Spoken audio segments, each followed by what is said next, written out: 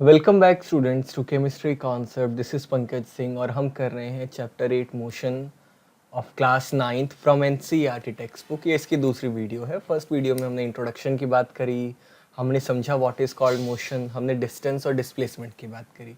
अगर आपने वो वीडियो नहीं देखी है तो you can the link is there in the description of this particular video, जाइए उसे देखिए। ये सेकेंड पार्ट है इसका। ओके तो अगर आप 9th क्लास के स्टूडेंट्स हैं और आपने अभी तक चैनल को सब्सक्राइब नहीं किया है तो बिल्कुल करिए, बिकॉज हम सारी की सारी वीडियोस अपलोड करने वाले हैं 9th की, 10th की, 11th की, 12th की। तो अगले 4-5 साल तक यही चैनल आपका फाइनल डेस्टिनेशन है for all your needs.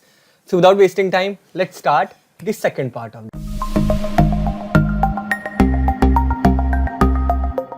Okay तो इसमें हम लोग बात करने वाले हैं motion along a straight line की। देखिए मोशन बहुत सारे टाइप का हो सकता है, सर्कुलर मोशन, रैंडम और स्ट्रेट लाइन, वाइब्रेशन, कुछ भी।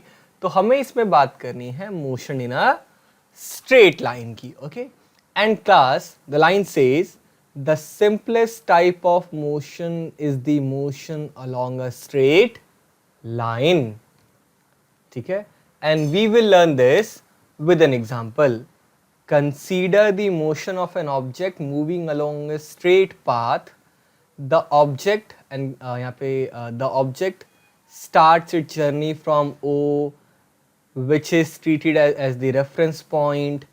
Let A, B, C represent the position of the object at the different instances. किसकी बात कर रहा है, कौन से ABCD की? इस नंबर लाइन की। ठीक है, what डज दी बुक से कि इमेजिन करते हैं कि एक ऑब्जेक्ट है, वो पॉइंट ओ पे रखा हुआ है, यहां से वो मूव करना शुरू करता है। ठीक है, फिर वो सी पे जाता है, बी पे जाता है, ए तक पहुंचता है, इन सारे पोजीशंस पे रुकता है। तो यहाँ पे लिखा है at first the object moves through C and B and reaches point A. मतलब वही पार्टिकल जीरो से शुरू, ओ से शुरू हुआ, सी और बी होता हुआ कहां पहुंचा, वो ए पे। और पोजीशन ए पे पहुंचने के बाद वो वापस मूव करना शुरू करता है। Then it moves back along the same path and reaches C through B. मतलब वहां पहुंचने के बाद, सी ए पे पहुंचने के बाद वापस मूव करना शुरू करता है। ठीक है, दी ऑब्जेक्ट, और कहां पहुंच जाता है, पॉइंट सी पे वाया पॉइंट बी। तो क्वेश्चन क्या है, तो बात ये है, अब एक नई चीज आने वाली है। नई चीज तो नहीं है, इसके बारे में हमने पुरानी वीडियो में भी बात किया था। Displacement and distance.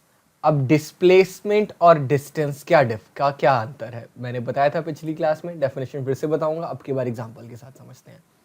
Object O से शुरू हुआ, ए तक गया, उसने कितनी डिस्टेंस ट्रेवल की, O was 0 kilometre, A is 60 kilometre. तो ओ से ए तक जाने में उसने डिस्टेंस ट्रेवल करी 60 किलोमीटर्स। बढ़िया। उसके बाद वो वापस आया, कहां से, ए से सी तक। अब की बार उसने कितनी डिस्टेंस ट्रेवल करी, द फाइनल इज 60 से 25 तक आया। कोई बता सकता है उसने कितनी डिस्टेंस ट्रेवल करी? ओके क्लास, तो जब वो ए से सी वापस आया तो उसने कितना डिस्टेंस ट्रेवल किया, 60 माइनस 25, जी बताइए, 35 किलोमीटर। तो बात ये है, इस पूरी जर्नी में टोटल डिस्टेंस उसने कितनी ट्रैवल करी, ओ से ए जाने में उसने डिस्टेंस ट्रैवल किया 60 किलोमीटर, और ए से सी वापस आने में उसने और कितना डिस्टेंस ट्रैवल कर लिया, 35 किलोमीटर। ठीक है, तो टोटल डिस्टेंस कितना हो गया, जल्दी बताइए। Yes, 95 kilometre. बढ़िया क्लास, ठीक है। ये तो हो गई total distance, the length of the total path followed. लेकिन डिस्प्लेसमेंट कितना हुआ, डिस्प्लेसमेंट मतलब सिंपल इनिशियल और फाइनल पॉइंट के बीच का गैप, वो हुआ सिर्फ 25 किलोमीटर। ये डिफरेंस है between distance and the displacement. Distance मतलब टोटल पाथ कवर्ड। आप 60 किलोमीटर आगे गए, 35 किलोमीटर पीछे आ गए, टोटल डिस्टेंस आपने ट्रेवल किया 95 किलोमीटर। लेकिन इनिशियल और फाइनल पॉइंट में गैप कितना आया? सिर्फ 25 किलोमीटर का। ठीक है, अब एक चीज और, बुक ये भी कहती है we will notice that the magnitude of the displacement for a course of motion may be zero but the distance is not zero। अब ये क्या केस है, एक और समझिए। मान लिया हमारा जो पर्सन, कोई भी ऑब्जेक्ट है, उसने मूव करना शुरू किया फ्रॉम पॉइंट ओ, वो पूरा ए तक गया और वहां से वापस आकर के दोबारा वो ओ पे ही रुक गया। तो उसने डिस्टेंस कितनी ट्रेवल करी? भैया 60 किलोमीटर तो गया वो आगे, और 60 किलोमीटर वो आया वापस। तो उसने टोटल डिस्टेंस कितनी ट्रैवल करी? डिस्टेंस ट्रैवल्ड हो गई 120 किलोमीटर। लेकिन डिस्प्लेसमेंट कितना हुआ? Answer is zero, because initial और फाइनल पॉइंट के गैप को कहते हैं डिस्प्लेसमेंट। भले आप कितना भी घूम के आए हो, दैट इज जीरो। आप जहां थे घूम फिर करके वहीं आ गए। सो लिखा है यहां पे, if we consider the object to travel back to O, the final position coincide with the initial position and therefore the displacement is zero. So now we have two different things. One is distance and another is called displacement. Distance and displacement. बहुत बार मैंने बताया, एक बार और, distance is the length of the total path followed, whereas displacement is just the gap between initial and final positions. Okay, तो यही पूरा बता रखा है इन्होंने कि the total path length covered by the object is 60 plus 35 95 kilometre. वही calculation जो हम लोगों ने अभी करी थी क्लास। ठीक है, तो and this is the distance traveled by the object whereas displacement was just 25। तो आगे क्या कहता है? To describe the distance we need to specify only the numerical value and not the direction of the motion। सही बात है। अच्छा, अब ये एक चीज के बारे में हिंट दे रहा है। एक्चुअली ना दो टाइप की चीजें होती हैं, हम आगे पढ़ेंगे, वेक्टर और स्केलर। वेक्टर क्वांटिटीज वो है जिसमें आपको सिर्फ स्केलर क्वांटिटीज वो है जिसमें आपको सिर्फ वैल्यू बतानी होती है, और वेक्टर क्वांटिटी ये है जिसमें आपको डायरेक्शन भी बतानी होगी। उसके बारे में कुछ यहाँ हिंट है, हम आगे पढ़ेंगे इन दी कमिंग वीडियोस, तो उसको भी रहने देते हैं। ठीक है, अब ये पूरी की पूरी यही कहानी है। The numeric value of a physical quantity is its magnitude. इसका क्या मतलब है? डिस्टेंस है मान लिया 60 किलोमीटर, तो जो 60 है ना, that is the numeric value of the physical quantity is its magnitude. यानी मैग्नीट्यूड कितना है? 60, और किलोमीटर क्या है? That is unit. ओके, तो यहां पे लिखा भी है, मैंने पहली वीडियो में बताया था, that the shortest distance measure for the initial and final position of an object is known as the displacement। I hope कि आपको distance और displacement के बीच का गैप समझ में आ गया होगा। Now there is a question, can magnitude of displacement be equal to distance traveled by an object? बिल्कुल सही, हो सकता है। अगर कोई पार्टिकल पॉइंट ए से पॉइंट बी तक जाए और स्ट्रेट लाइन में जाए और वापस नहीं आए, इस केस में yes, the distance can be equal to displacement.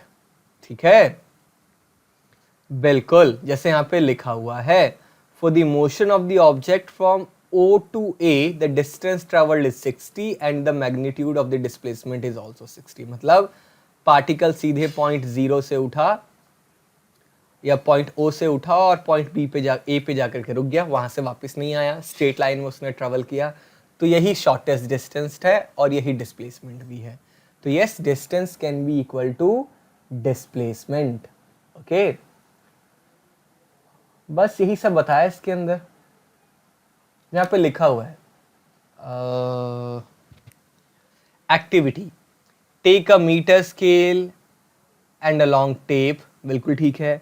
Walk from one corner of a basketball court to the opposite corner of the, पता नहीं बहुत सारे स्कूल में बास्केटबॉल कोर्ट होता भी नहीं है, पता नहीं ऐसी क्यों ये लोग बुक छाप में एक्टिविटी छाप देते हैं, बच्चा ढूंढता फिरेगा बास्केटबॉल कोर्ट। चलो कोई बात नहीं, मतलब आपको एक पॉइंट से दूसरे पॉइंट तक जाना है और आपको उसकी डिस्टेंस और डिस्प्लेसमेंट कवर करनी है। भैया सीधी सी बात है, अगर आप स्ट्रेट लाइन में गए हैं तो वो जो आप मेजर करेंगे अपने पॉइंट से फाइनल पॉइंट की डिस्टेंस, वही डिस्टेंस है, वही डिस्प्लेसमेंट है।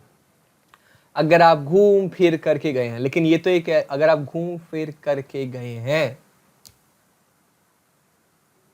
तो फिर दिक्कत आएगी, डिस्टेंस डिस्प्लेसमेंट अलग अलग हो जाएगी, वही पूरी की पूरी कहानी है। अच्छा, अब कुछ क्वेश्चंस हैं क्लास इसके अंदर। An object has moved through a distance, can it have zero displacement? Answer is yes. कब? अगर कोई ऑब्जेक्ट पॉइंट ए से शुरू हो और घूम फिर करके पॉइंट ए पर ही रुक करके आ जाए। Yes, it can have zero displacement if the initial and final positions are same. Displacement can be zero but the distance can not be zero. Okay, a farmer moves along the boundary of a square field. चलो बनाते हैं, एक square field है, the farmer is moving. भैया इसने a farmer moves along the boundary of a square field of side 10 metre. इसकी एक 10 metre side है और ये पूरी कवर कर लेता है 40 सेकेंड्स में। What will be the magnitude of displacement of the farmer at the end of 2 minutes and 20 seconds? भैया बात ये है, सबसे पहले इस क्वेश्चन को सॉल्व करने के लिए आपको 2 मिनट्स एंड 20 सेकेंड्स को पूरा सेकेंड्स में कन्वर्ट करना होगा। अच्छा, मिनट्स को सेकेंड में कैसे कन्वर्ट करते हैं? By multiply by 60। तो 2 मिनट्स का तो मतलब हो गया 120 सेकेंड्स प्लस 20, यानी it is talking about 40 seconds, 140 seconds. तो बात ये है कि 40 सेकेंड्स में तो वो जो पर्सन है वो पूरा एक सर्कल लगा लेता है, उठ करके जाता है। अब ये देखना पड़ेगा ये क्या बोलना चाह रहा है, along the boundary of a square field. ठीक है, तो एक साइड उसने ट्रेवल करी 10 मीटर, उसने ट्रेवल किया 40 सेकेंड्स में। तो जरा एक काम करते हैं, तो 140 को डिवाइड करते हैं क्लास 40 से, कितना आएगा? तो 140 बाय 40 इज 3.5। मतलब वो कितने डिस्टेंस ट्रेवल करेगा? ये एक, मतलब वो अपनी 3.5 साइड्स को कवर कर लेगा। मतलब ये वाला कवर कर जाएगा, ये वाला कवर कर जाएगा, ये वाला भी कवर कर जाएगा, और इसमें वो आधा पहुंचा होगा, सिर्फ आधा, 3.5। 3 साइड्स कवर और एक हाफ। ठीक है, तो उसकी डिस्प्लेसमेंट कितनी हुई भैया? वो यहां पर था और इस पॉइंट पे पहुंचा और एकदम मिडवे पहुंचा, और एक साइड की लेंथ कितनी होती है? 10 मीटर, तो मिडवे यानी कि 5 मीटर। तो गैप कितना है इनिशियल और फाइनल पोजीशन से उसका? 5 मीटर का। तो डिस्प्लेसमेंट कितनी है उसकी? सिर्फ 5 मीटर। ठीक है, बढ़िया। Which of the following is true for the displacement? It cannot be zero. ये गलत स्टेटमेंट है, it is false. Displacement can be zero. Its magnitude is greater than the distance traveled by the object. ये भी गलत है, ये ऐसा कभी नहीं हो सकता। Displacement is the shortest distance travel. तो जब ऑलरेडी कह रहा है कि it is the shortest distance, तो जो हमारी डिस्प्लेसमेंट है वो डिस्टेंस से कभी बड़ी नहीं हो सकती। तो its magnitude is greater than distance, तो बिल्कुल गलत है। Displacement is always shorter than the distance or equal to distance. And displacement can not be zero, ये स्टेटमेंट भी गलत है। दोनों स्टेटमेंट्स गलत हैं। क्या और भी कुछ क्वेश्चन है हमारे पास में? जी नहीं। तो नेक्स्ट वीडियो में हम लोग करेंगे uniform motion and non uniform motion के ऊपर। Please don't forget to subscribe the channel, hit the bell icon and share the video with your friends also. And if you have any feedback or comment or requirement, don't forget to mention the same in the comment section. Thanks for watching.